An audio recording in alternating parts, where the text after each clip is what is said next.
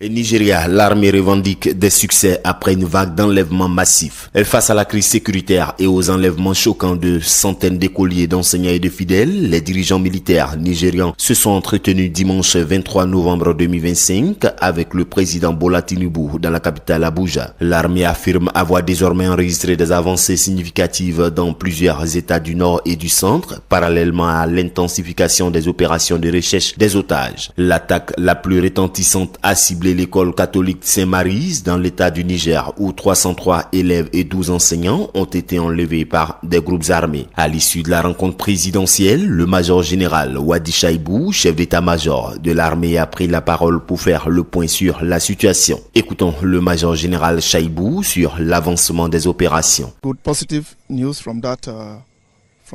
Nous recevons actuellement d'excellentes nouvelles de l'état de Kwara. Les 38 fidèles enlevés dans une église ont pu retrouver leurs familles. Des progrès ont également été enregistrés dans l'état du Niger, où plus de 51 étudiants ont été réunis avec leurs proches.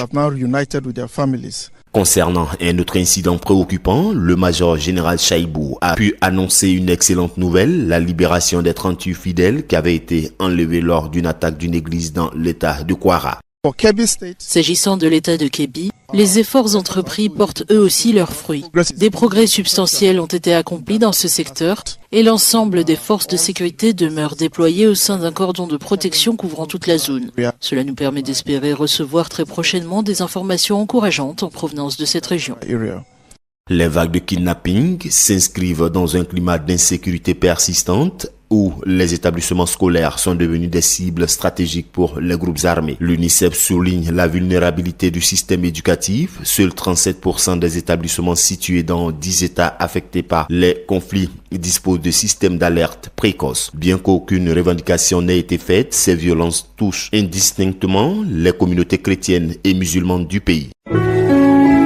Accra, Agence Presse, Radio et Audio.